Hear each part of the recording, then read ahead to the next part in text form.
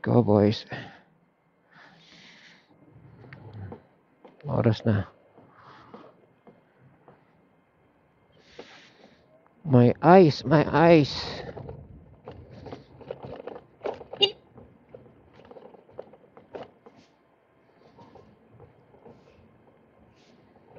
Open wide.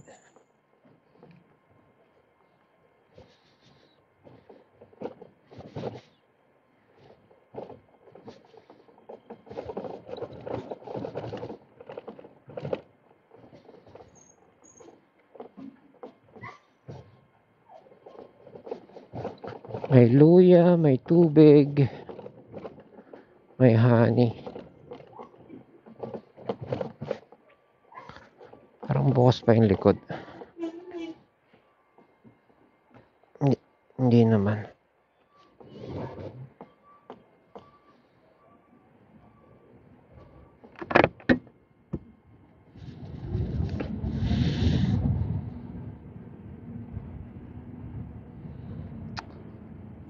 Kulangan ako ng yero.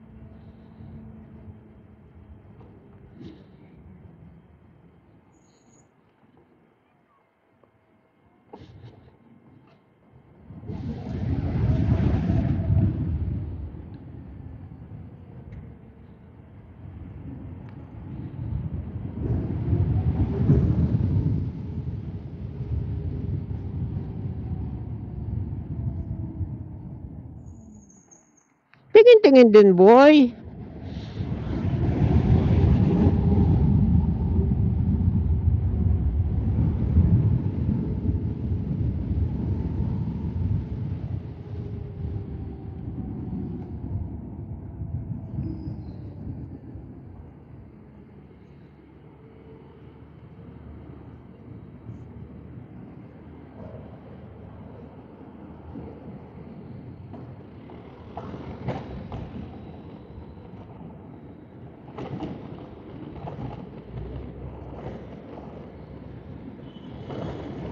Oh, grabe yung lubak dito ah.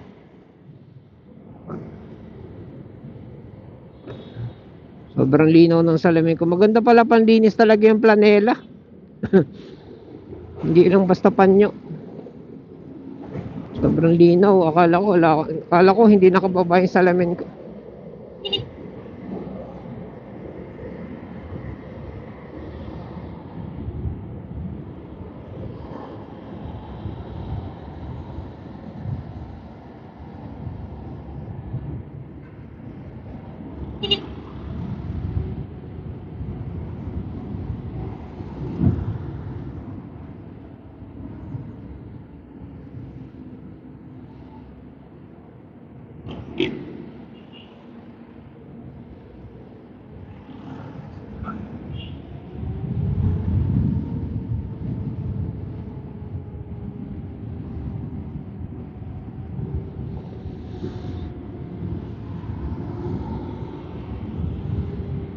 Saan ba ako? Taas, baba. Baba siya. Saan ba ako? Taas, baba. Baba, syempre.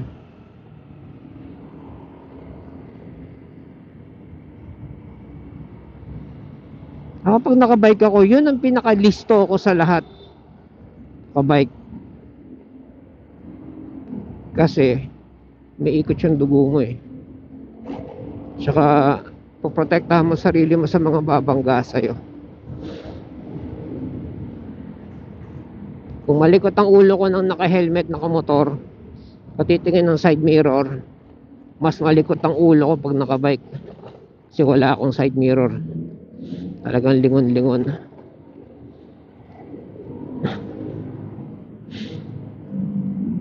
Yung U-turnan, hindi ako nag-U-turn.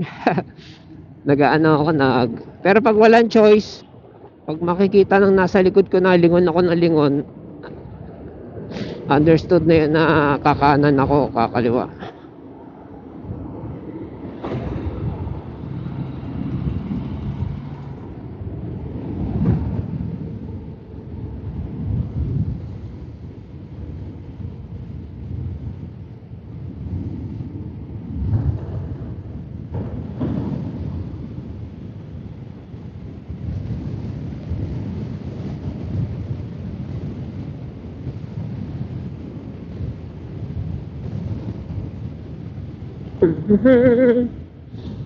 Hindi ako makapagtulin dito, ang lubak. Baka lumipad ka dito. Sobrang lubak.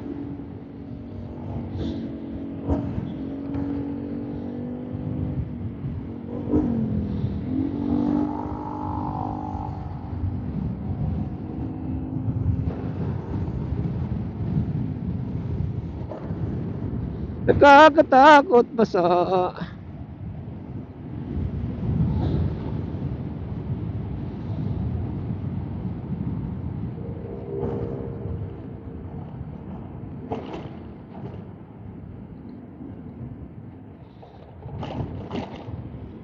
Meron ako napakagandang computer generated video. Yung mangyayari sa'yo kapag nakapantalon ka lang at naka sneakers ka lang, tapos pag sumadsad at naka long sleeve ka lang, pag sumadsad ka kapag sumemplang ka sa espalto, katakot. Iba pa rin yung leather, tsaka yung leather na may mga elbow padding ganyan.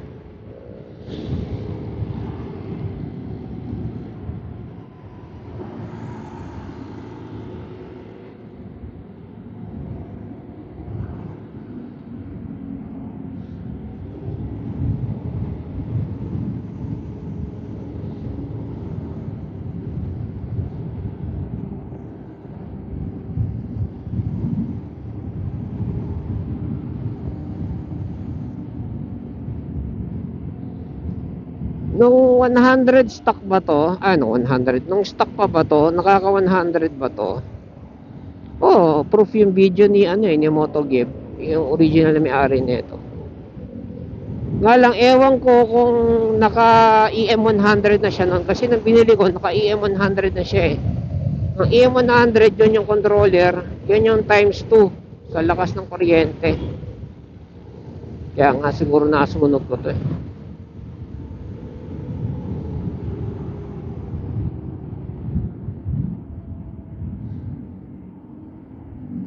Kaya nasunog ko yung hub nun dahil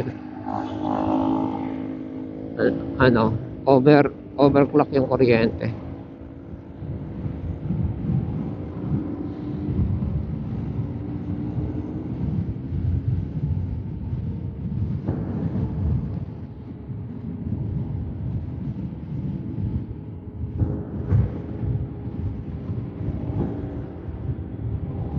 Grabe sa Germany, ano, walang speed limit, ano, tapos lapat ng highway.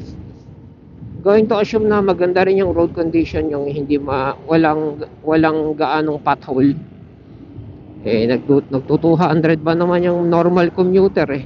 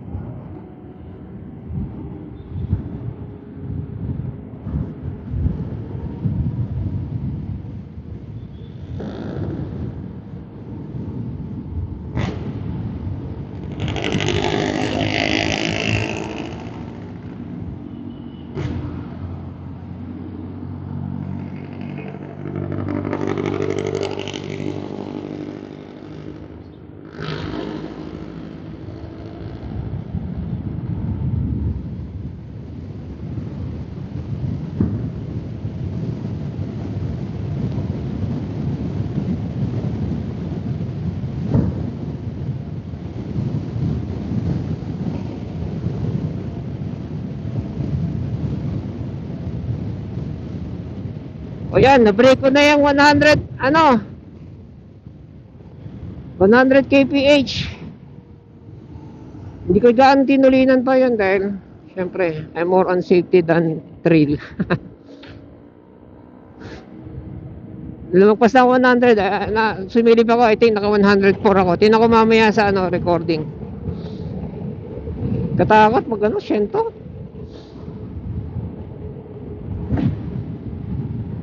GPS yun baka mamaya faster than real life pa yun.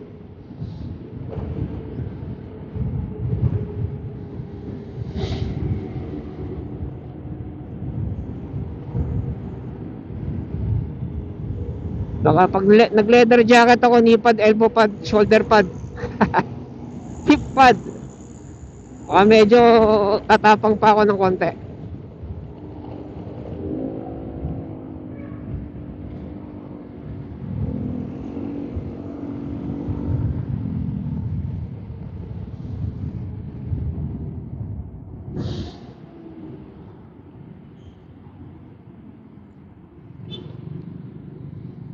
Ilan? 104 nga. Sumilip ako 104. May ibibilis pa. Pinipigilan ko lang.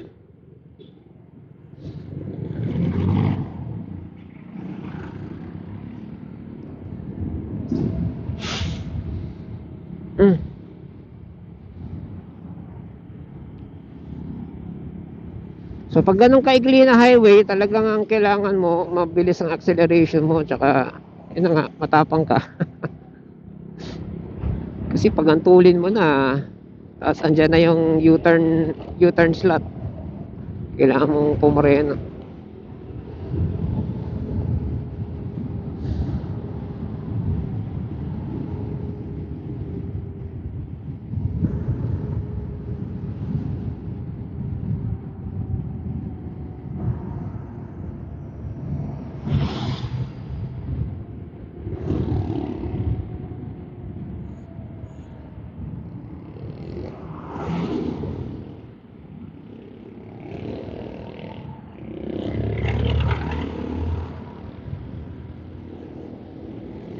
So kailangan dun sa pa lang, bungad pa lang, hataw na.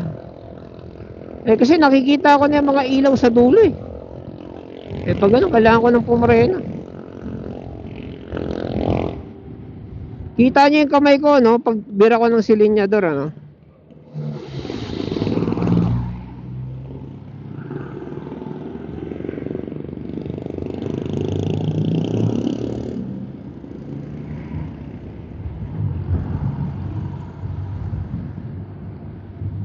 nangalay tuloy ako. Higpit ng hako sa manibela. Dapat daw relax lang kamay.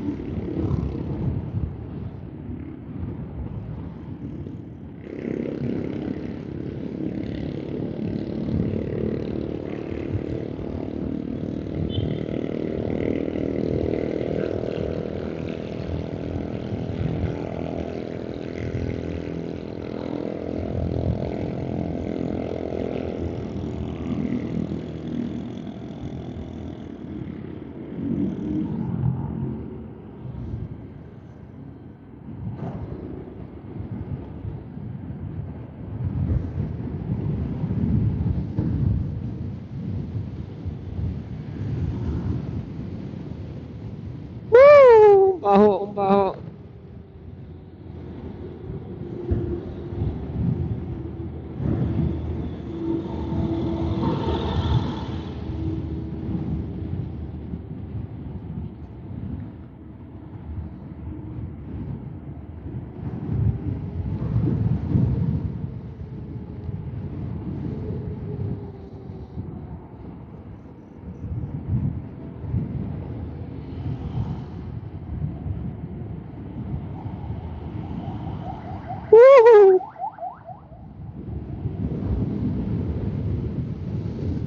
Pahabol ako sa naka-NMAX.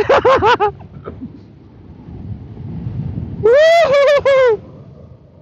Liligo na ako.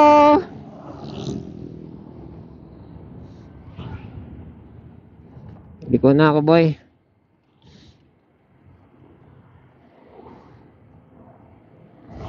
Ito nga sa unahan.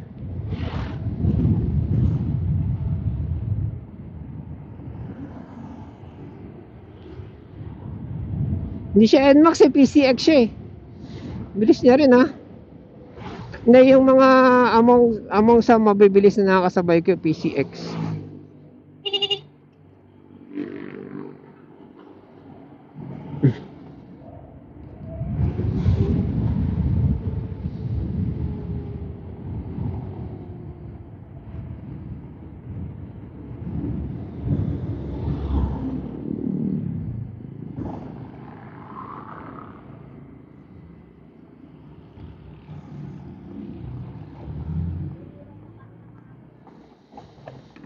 Bilis natin. Woo! Ilang volts? Ah, lakas ko sa battery ah. 76. Wala eh, walwal eh. Hindi. Ay oo, kasi nga naman mahaba na yung biyahe. So, ilang volts nga ba? Ay, kilometers. 24 kilometers. 76. So, ilan yan? 6 volts, 24. Sa 6 volts, sa 24. 4. Ha? La. 4 kilometers per volts? Lakas ko sa battery 4 kilometers per volts. Bagay, nagwalwal kasi ako eh.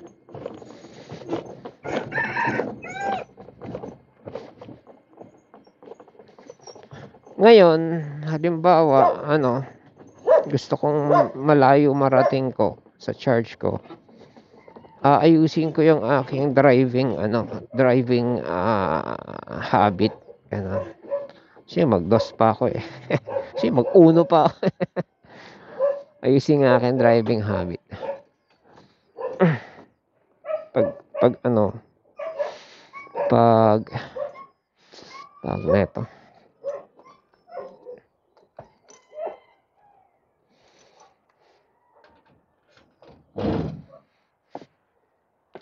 Kawawang halaman ni teacher.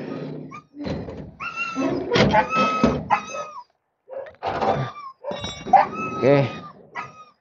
See you later.